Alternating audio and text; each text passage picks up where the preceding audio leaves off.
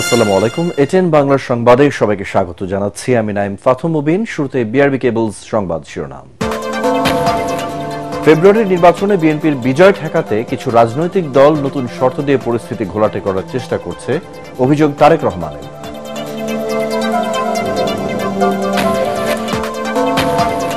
এখন থেকে বিনা ভিসায় পাকিস্তান যেতে পারবেন সরকারি কর্মকর্তারা, জানালেন প্রধান উপদেষ্টার প্রেস সচিব।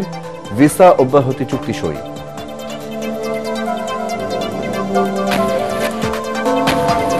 প্রধান নির্বাচন কমিশনারের সাথে জামায়াতে ইসলামী প্রতিনিধি দলের সাক্ষাৎ। পিআর পদ্ধতিতে নির্বাচনের দাবি, ভোটের মাঠে সমান সুযোগ চায় দলটি। এবং ডাকসু নির্বাচনে 509টি মনোনয়নপত্রের মধ্যে 462টি বৈধ, ভিপি পদে লড়বেন 48 জন। শেষ হল ডাকসুর মনোনয়ন সংগ্রহ ও জমা কার্যক্রম। শুনছিলেন বিআরবি কেবল সংবাদ শিরোনাম, এবারে বিস্তারিত। ফেব্রুয়ারির নির্বাচনে বিএনপির বিজয় ঠেকাতে কিছু রাজনৈতিক দল নতুন শর্ত দিয়ে পরিস্থিতি ঘোলাটে করার চেষ্টা করছে বলে মন্তব্য করেছেন বিএনপির ভারপ্রাপ্ত চেয়ারম্যান তারেক রহমান। হিন্দু সম্প্রদায়ের সাথে শুভেচ্ছা বিনিময় অনুষ্ঠানে তিনি অভিযোগ করেন, কিছু দল ও গোষ্ঠী বিএনপির বিজয় ঠেকানোর জন্য নানা অপকৌশলের আশ্রয় নিচ্ছে। গণতন্ত্রের স্বার্থে নির্বাচনের পথ রুদ্ধ না করার আহ্বান জানান তারেক রহমান। কামরুজ্জামান রাজবের রিপোর্ট। জন্মাষ্টমী উপলক্ষে হিন্দু সম্প্রদায়ের নেতৃবৃন্দের সাথে শুভেচ্ছা বিনিময় অনুষ্ঠানে অংশ নেন বিএনপি মহাসচিব মির্জা ফখরুল ইসলাম আলমগীর সহ সিনিয়র নেতারা। এতে লন্ডন থেকে ভার্চুয়ালি যুক্ত হন বিএনপির ভারপ্রাপ্ত চেয়ারম্যান তারেক রহমান। এ সময় হিন্দু সম্প্রদায়ের নেতারা বলেন, কোনো সাম্প্রদায়িক বা নির্বাচন বিরোধী ষড়যন্ত্র সফল হতে দেয়া হবে না। এ সময় বিএনপি মহাসচিব মির্জা ফখরুল ইসলাম আলমগীর বলেন, নতুন করে উগ্রবাদ মাথাচাড়া দেওয়ার চেষ্টা করছে, তা সফল হতে দেয়া যাবে না। আমরা জানি বাংলাদেশের শুধু নয়, ভারতের উপমহাদেশে সব সময় আপনার এই সাম্প্রদায়িকতাকে একটা অস্ত্র বানানোর চেষ্টা করা হয় রাজনৈতিক কারণে। সেখান থেকে উঠে আসতে হবে আমাদেরকে সেখান থেকে সকলকে উঠে এসে সকল সম্প্রদায়কে এক করে আমার এই দেশ ও মাতৃকাকে আমাকে ভালোবাসতে হবে, তাকে নিয়েই আমাকে সামনের দিকে এগিয়ে যেতে হবে। প্রধান অতিথির বক্তব্যে তারেক রহমান বলেন, জাতীয় নির্বাচন নিয়ে কোনো রাজনৈতিক ব্যক্তি ও গোষ্ঠী বিভ্রান্তি সৃষ্টি করছে। বিএনপি ঠেকাও অপকৌশল থেকে সরে আসার আহ্বান জানান তিনি। বর্তমানে ফ্যাসিবাদ মুক্ত বাংলাদেশেও যারা মনে করছেন নির্বাচন দিলে জনগণ ভোট দিয়ে বিএনপিকে সরকার গঠনে সহায়তা করবে, যারা এই চিন্তা থেকে বিএনপির বিজয় ঠেকানোর জন্য নানা রকম অপকৌশলের বা শর্তের বেড়াজালের আশ্রয় নিচ্ছেন, তাদের দৃষ্টি আকর্ষণ করে বলতে চাই, রাজনীতিকে রাজনীতি দিয়েই মোকাবেলা করুন। জনগণের শক্তির উপরে আস্থা এবং বিশ্বাস রাখুন। বিএনপির বিজয় যদি জনগণ দিয়েই থাকে, সেই বিজয় ঠেকাতে গিয়ে জনগণের রায় প্রদানের পথ রুদ্ধ করবেন না। তারেক রহমান বলেন, বিশ্বের অনেক দেশে পিআর পদ্ধতি থাকলেও বাংলাদেশে তা এখনো উপযোগী নয়। অযথা রাজনৈতিক পরিস্থিতিকে ঘোলাটে করে গণতন্ত্র উত্তরণের পথকে বাধাগ্রস্ত না করার আহ্বান জানান তিনি। বাংলাদেশের আর্থ সামাজিক ভৌগোলিক রাজনৈতিক পরিস্থিতিতে পিআর পদ্ধতিতে নির্বাচনের জন্য এখনো উপযোগী নয় বলেই আমরা কম বেশি মনে করি। কাকে কিংবা কোন ব্যক্তিকে ভোট দিয়ে নিজেদের প্রতিনিধি হিসাবে নির্বাচিত করে সংসদে পাঠানো হচ্ছে, অবশ্যই জনগণের সেটি জানার অধিকার রয়েছে। আর যারা আসন্ন নির্বাচনকে সামনে রেখে পরিস্থিতি ঘোলাটে করার অপচেষ্টা করছেন, এর মাধ্যমে আপনারা হয়তো নিজেদের অজান্তেই গণতন্ত্রের উত্তরণের পথকে বাধাগ্রস্ত করে তুলছেন। একই সাথে পতিত পরাজিত পলাতক স্বৈরাচার পুনর্বাসনের পথও হয়তোবা সুগম হচ্ছে। ধর্মকে যাতে কেউ দলীয় স্বার্থে ব্যবহার করতে না পারে, হিন্দু সম্প্রদায়কে সে বিষয়ে সচেতন থাকার আহ্বান জানান তারেক রহমান। কামরুজ্জামান রাজীব, এটিএন বাংলা, ঢাকা। আগামী বছরের ফেব্রুয়ারিতে বাংলাদেশে জাতীয় নির্বাচন অনুষ্ঠিত হবে এবং নির্বাচন শেষে দায়িত্ব ছেড়ে দেবেন বলে জানিয়েছেন অন্তর্বর্তী সরকারের প্রধান উপদেষ্টা ডক্টর মোহাম্মদ ইউনূস। যুক্তরাষ্ট্রের ইউটা ভিত্তিক ডেজার্ট নিউজে প্রকাশিত এক নিবন্ধে তিনি এসব কথা জানান। তিনি আরো জানান, নতুন সরকারে কোনো পদেও তিনি থাকবেন না। ইউনুস লিখেছেন, তার সরকারের মূল কাজ হলো একটি অবাধ, সুষ্ঠু ও শান্তিপূর্ণ নির্বাচন আয়োজন করা। তিনি চান রাজনৈতিক দলগুলো যেন মুক্তভাবে ভোটারদের সামনে তাদের পরিকল্পনা তুলে ধরতে পারে এবং দেশ ও বিদেশে থাকা সব বৈধ ভোটার যেন ভোট দিতে পারেন, সেই ব্যবস্থা নেওয়া হবে বলে জানান প্রধান উপদেষ্টা। এখন থেকে বিনা ভিসায় পাকিস্তান যেতে পারবেন বাংলাদেশের কূটনীতিক ও সরকারি কর্মকর্তারা। উপদেষ্টা পরিষদের বৈঠক শেষে এই তথ্য জানিয়েছেন প্রধান উপদেষ্টার প্রেস সচিব শফিকুল আলম। তিনি জানান, অফিসিয়াল এবং কূটনীতিক পাসপোর্টে পারস্পরিক ভিসা অব্যাহতির সুবিধা পেতে পাকিস্তানের সঙ্গে এই চুক্তির অনুমোদন দিয়েছে উপদেষ্টা পরিষদ। এছাড়া জাতীয় রাজস্ব বোর্ডকে 2 ভাগ করে জারি করা অধ্যাদেশের সংশোধনী পাশ হয়েছে পরিষদের সভায়। খায়রুল ইসলামের রিপোর্ট। প্রধান উপদেষ্টা ডক্টর মোহাম্মদ ইউনূসের সভাপতিত্বে অনুষ্ঠিত হয় উপদেষ্টা পরিষদের সভা। তেজগাঁয়ে প্রধান উপদেষ্টার কার্যালয়ে আয়োজিত বৈঠকে অংশ নেন উপদেষ্টা পরিষদের সদস্য ও ঊর্ধ্বতন কর্মকর্তারা।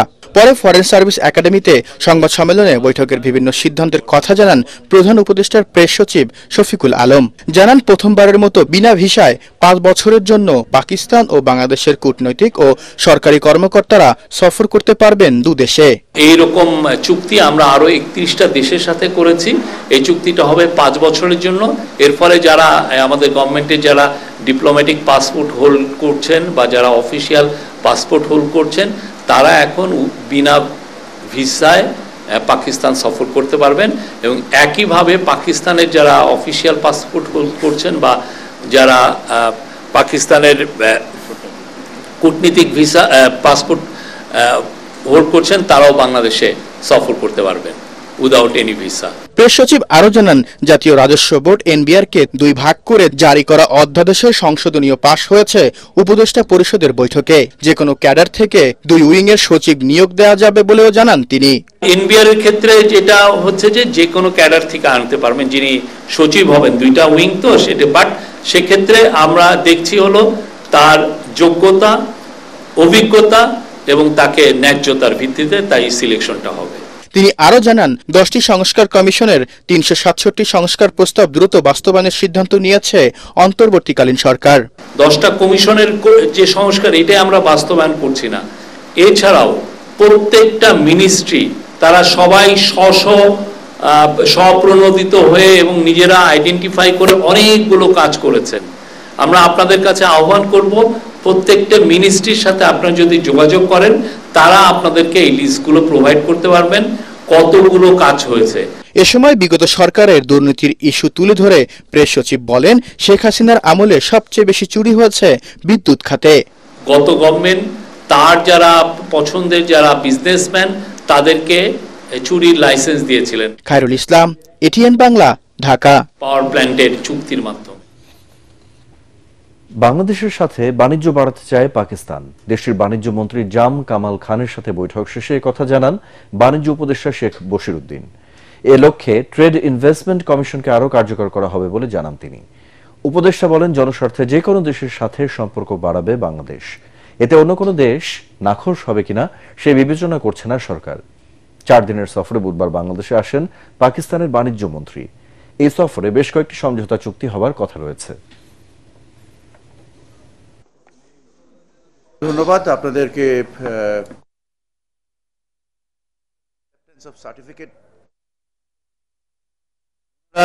সকল বিষয়ে আমাদের সাথে একমত পোষণ করেছেন এবং আমাদের এই কমিশনে এই বিষয়গুলোকে প্রাসঙ্গিকভাবে উত্থাপন করে এর প্রয়োগ কৌশল নির্ধারণের জন্য ওনারা একমত হয়েছেন। আমাদের যেখানে দেশের স্বার্থ জড়িত আমরা সেখানে তার দিকেই ঝুঁকছি। নিহত সাংবাদিক দম্পতি সাগর সরোয়ার ও মেহেরুন রুনির সন্তান মাহির সরোয়ার মেঘের কাছে পূর্বাঞ্চলে 3 কাঠা জমির দলিল হস্তান্তর করেছেন প্রধান উপদেষ্টা ডক্টর মোহাম্মদ ইউনূস। বিকেলে রাষ্ট্রীয় অতিথি ভবন যমুনায় মাহির সরোয়ার মেঘের হাতে এই দলিল হস্তান্তর করেন প্রধান উপদেষ্টা। সাংবাদিক সাগর সরোয়ার এই প্লটটি 2004 সালে আবেদন করে 2005 সালে বরাদ্দ পান। পরবর্তীতে 2009 সালে সম্পূর্ণ মূল্য পরিশোধ করার পরও বিগত আওয়ামী লীগ সরকার এই প্লট সাগর সরোয়ার পরিবারকে বুঝিয়ে দেয়নি। উত্তরাধিকার সূত্রে এই প্লটের বর্তমান মালিক সাগর সরোয়ারের মা সালেহা মনির এবং মাহির সরোয়ার মেঘ। প্লটের দলিল হস্তান্তর অনুষ্ঠানে প্রধান উপদেষ্টা সাগররুনি হত্যা মামলার তদন্তের অগ্রগতি সম্পর্কেও খোঁজ খবর নেন। এ সময় মেঘ তার নিজের ডিজাইন করা একটি জার্সি ও ব্যাগ প্রধান উপদেষ্টাকে উপহার দেন।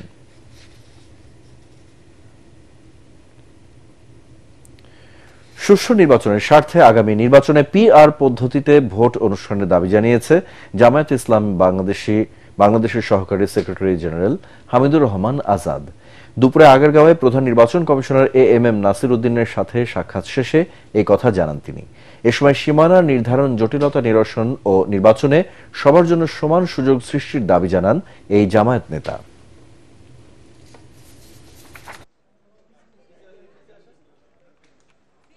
বিগত 53 বছর পলিটিক্যাল ক্রাইসিসের অন্যতম প্রধান কারণ হচ্ছে ন্যাশনাল ইলেকশন কেন্দ্র করে অনেকগুলো ক্রাইসিস হয়েছে। এখানে আমরা যদি সামনে আনি, কেন হয়েছে? এখানে কালো টাকার ব্যবহার হয়েছে, সন্ত্রাস, কেন্দ্র দখল, এই জাতীয় বিষয়গুলো, অনিয়ম, অনেক কিছু হয়েছে। সেই জায়গাটা যদি বন্ধ করতে হয়, আমরা বেস্ট পদ্ধতি মনে করি পিআর পদ্ধতি। বস্তুগত স্বার্থের লোভে কোন কোন কবি, শিল্পী, লেখকরা এখনো নগ্নভাবে ফ্যাসিবাদের উপাসনা করছে বলে মন্তব্য করেছেন বিএনপির সিনিয়র যুগ্ম মহাসচিব রুহুল কবির রিজভী। তিনি বলেন, জুলাই গণ অভ্যুত্থানের শহীদ মুগ্ধরা তাদেরকে মনে নাড়া দেয় না। রাজধানীর তেজগাঁওয়ে বেঙ্গল মাল্টিমিডিয়া স্টুডিওতে জুলাই গণ অভ্যুত্থান ও গত 15.5 বছরের স্বৈর শাসনের প্রেক্ষাপটে আরটিভির করা ডকুফিল্মের প্রদর্শনীতে একথা বলেন তিনি। এ সময় বিএনপির সরকার গঠনের সম্ভাবনা আছে জানিয়ে গণ অধিকার পরিষদের সভাপতি নুরুল হক নূর বলেন, জুলাই গণ অভ্যুত্থানে বিএনপি গুরুত্বপূর্ণ ভূমিকা পালন করেছে। রাষ্ট্র এবং আইন শৃঙ্খলা বাহিনী যাতে আর কখনো জনগণের বিরুদ্ধে না দাঁড়ায় তা নিশ্চিত করার তাগিদ দেন তিনি। পানি লাগবে, পানি বলে যে মুগ্ধ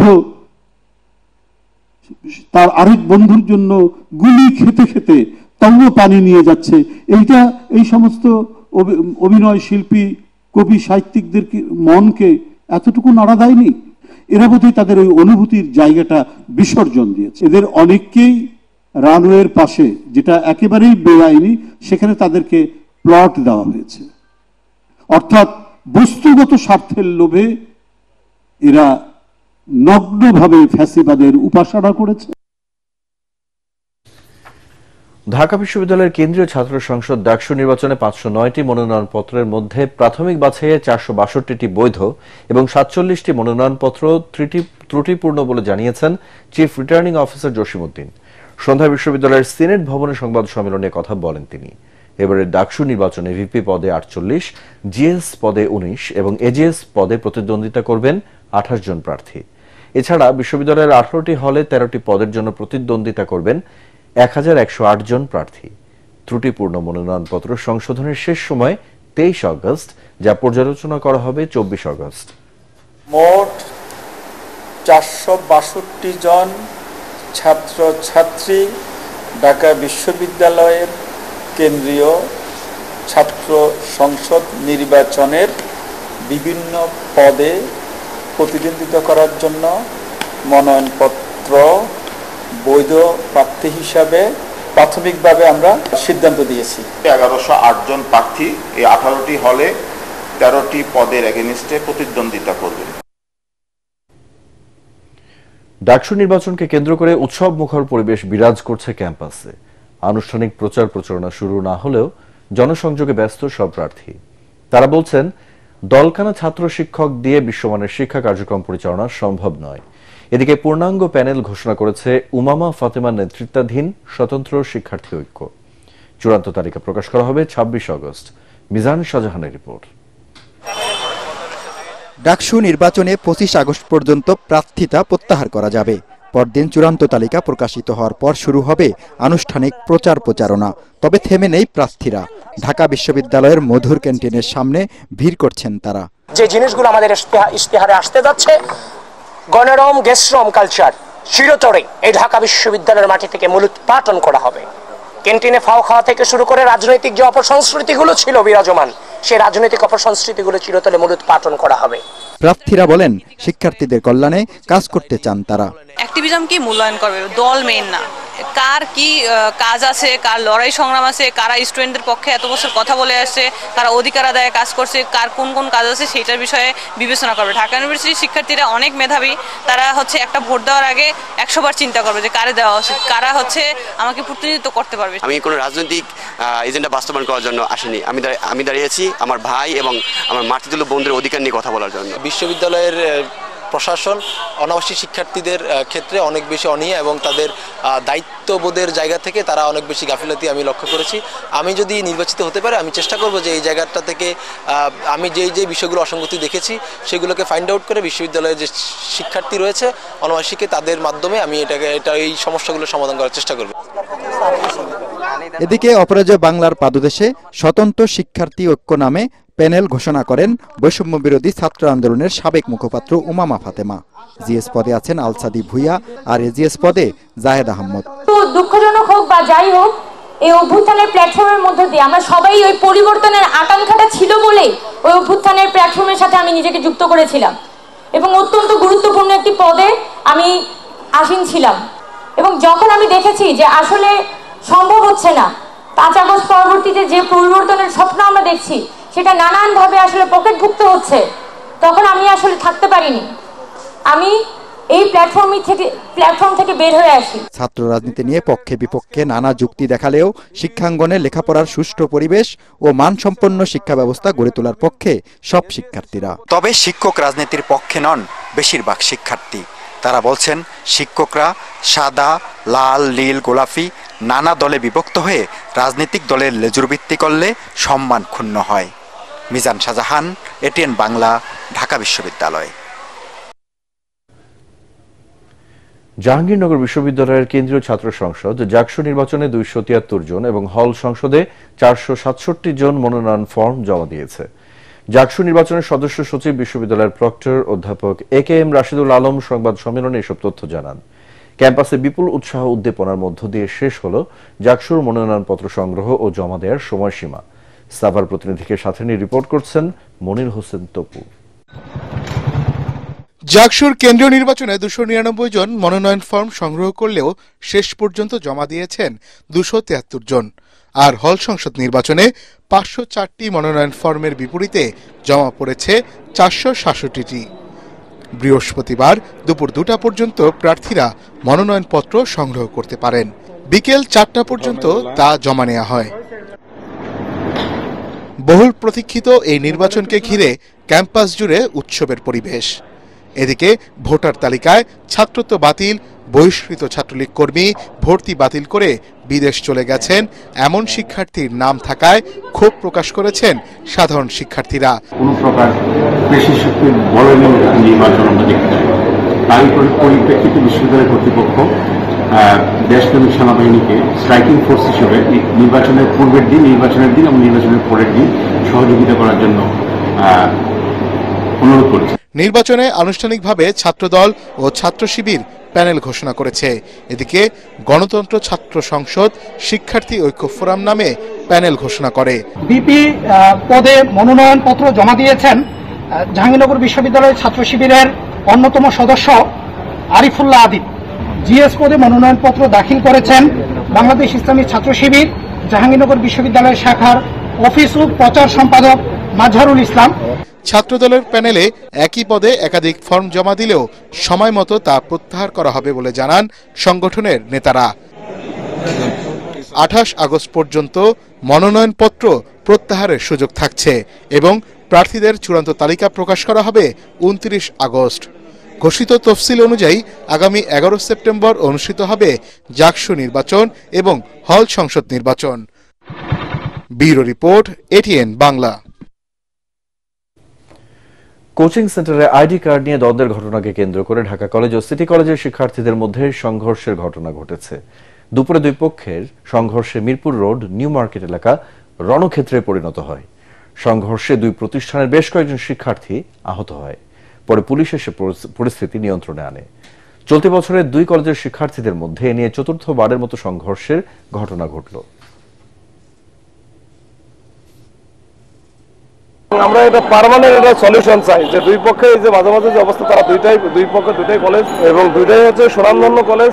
এই কলেজের স্টুডেন্টরা যেন নিজেদের মধ্যে মারামারি বা কোনো একটা ঘটনায় বড় ধরনের অঘটন যেন না হয়, এই ব্যবস্থাটা আমরা চেষ্টা করতেছি, আমরা নেব। ঢাকার দক্ষিণ কেরানীগঞ্জ থানায় কর্মরত এক নারী পুলিশ সদস্যকে একই থানায় কর্মরত শাফিউর রহমান নামে আরেক পুলিশ সদস্যের বিরুদ্ধে ধর্ষণের অভিযোগ ওঠায় দুজনকে জেলা পুলিশ লাইনে সংযুক্ত করা হয়েছে। গত 15 আগস্ট রাত 2:30টার দিকে কনস্টেবল শাফিউর থানা ব্যারাকের দোতলায় রুমে একা পেয়ে জোরপূর্বক ওই নারী কনস্টেবলকে ধর্ষণ করে। ওই নারী পরের দিন ওসি তদন্ত আলামিন হোসেনকে জানালে পরবর্তীতে তিনি ভারপ্রাপ্ত কর্মকর্তা আক্তার হোসেনকে জানান। বিয়ের প্রলোভন দেখিয়ে এর আগে আরও কয়েকবার অভিযুক্ত কনস্টেবল শাফিউর ওই নারীর সাথে শারীরিক সম্পর্ক গড়ে তোলেন বলে অভিযোগ করেন ভিকটিম নারী কনস্টেবল। বিষয়টি তদন্তাধীন রয়েছে বলে জানান দক্ষিণ কেরানীগঞ্জ থানার ভারপ্রাপ্ত কর্মকর্তা। আমার কাছে সে কোনো লিখিত কোনো অভিযোগ করে নাই, মৌখিকভাবে সে বিষয়টা জানাচ্ছি, কিন্তু ধর্ষণের যে বিষয়গুলো আছে এগুলো সে আমার কাছে প্রকাশ করে নাই। পরবর্তীতে আমি আমার ঊর্ধ্বতন কর্তৃপক্ষকে বিষয়গুলো জানাচ্ছি এবং স্যাররা এই বিষয়ে তদন্ত করতেছে। পরবর্তীতে স্যাররা যে ডিসিশন দেবে এটা, আর সে যদি কোনো অভিযোগ করে সেক্ষেত্রে আমরা ব্যবস্থা নেব। এবারে পূবালী ব্যাংক বাণিজ্য সংবাদ।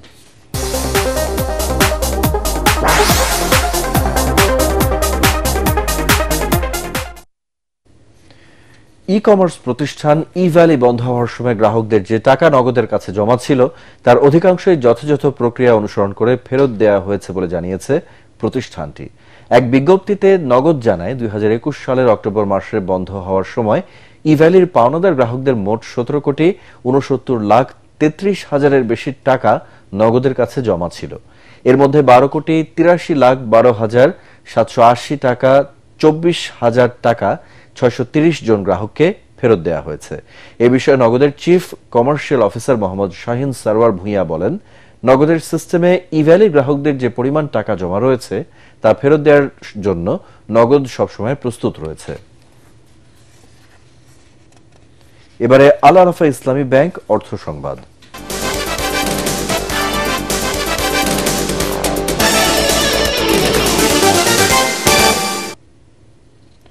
শুরু হলো দেশের প্রতিভাবান শিল্পীর খোঁজে আয়োজিত reality show AP house super model of the year Bangladesh season 5।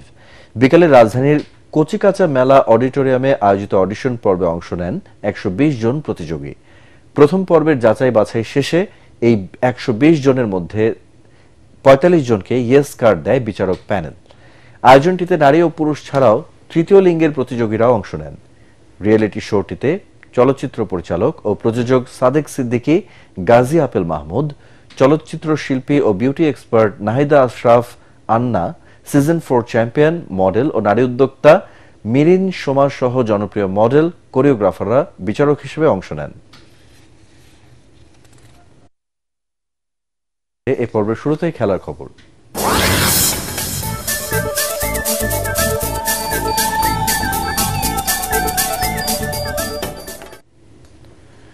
Top and টি-20 সিরিজে মেলবোর্ন স্টার্সের কাছে 3 উইকেটে হেরেছে বাংলাদেশ এ দল। তাতে সেমিফাইনালের আগে টুর্নামেন্ট থেকে বিদায় নিল সোহানরা। ডারউইনে টসে হেরে ব্যাটিংয়ে নেমে পাওয়ার প্লের 6 ওভারে 1 উইকেট হারিয়ে 43 রান তোলে বাংলাদেশ এ দল। তবে পরপর 2 বলে আউট হন নাইম শেখ এবং আফিফ হোসেন ধ্রুব। নাইম করেন 19 রান। শক্ত হাতে পরিস্থিতি সামাল দেওয়ার চেষ্টা করেন অধিনায়ক সোহান। দলের পক্ষে সর্বোচ্চ 45 রান করেন সাইফ। সোহান করেন 33 রান। শেষ দিকে ইয়াসির আলীর 17 বলে 29 রানের ঝড়ে 8 উইকেটে 156 রানের পুঁজি পায় বাংলাদেশ এ দল। জবাবে 157 রানের টার্গেটে নেমে 4 বল হাতে রেখে 7 উইকেট হারিয়ে জয়ের লক্ষ্যে পৌঁছে যায় মেলবোর্ন। দলের পক্ষে সর্বোচ্চ 61 রান করেন জোনাথন মার্লো। অধিনায়ক স্যাম হার্পার করেন 29 রান। একটি ঘোষণা, এটিএন বাংলার নাম ব্যবহার করে সাংবাদিক পরিচয়ে কতিপয় ব্যক্তির বিরুদ্ধে সংবাদ সংগ্রহের নামে দেশের বিভিন্ন স্থানে চাঁদাবাজির অভিযোগ পাওয়া যাচ্ছে। এ ধরনের চাঁদাবাজ ও ভুয়া নাম ব্যবহারকারীদের নিকটস্থ থানায় সোপর্দ করার জন্য অনুরোধ জানাচ্ছে এটিএন বাংলা কর্তৃপক্ষ। এছাড়াও প্রতিষ্ঠানটিতে সাংবাদিক ও জনবল নিয়োগের ভুয়া বিজ্ঞাপন দিয়ে একটি চক্র প্রতারণা করছে। বর্তমানে এটিএন বাংলায় কোনো ধরনের নিয়োগ প্রক্রিয়া চলছে না। নিয়োগ নিয়ে কারোর সাথে আর্থিক লেনদেন না করার অনুরোধ জানাচ্ছে এটিএন বাংলা কর্তৃপক্ষ। শেষ করার আগে বিআরবি কেবল সংবাদ শিরোনামগুলো এক নজরে আরেকবার। ফেব্রুয়ারির নির্বাচনে বিএনপির বিজয় ঠেকাতে কিছু রাজনৈতিক দল নতুন শর্ত দিয়ে পরিস্থিতি ঘোলাটে করার চেষ্টা করছে অভিযোগ তারেক রহমানের।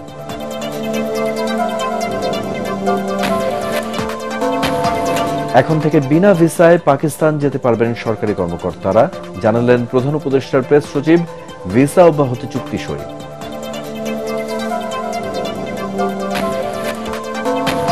প্রধান নির্বাচন কমিশনারের সাথে জামায়াতে ইসলামী প্রতিনিধি দলের সাক্ষাৎ। পিআর পদ্ধতিতে নির্বাচনের দাবি, ভোটের মাঠে সমান সুযোগ চায় দলটি।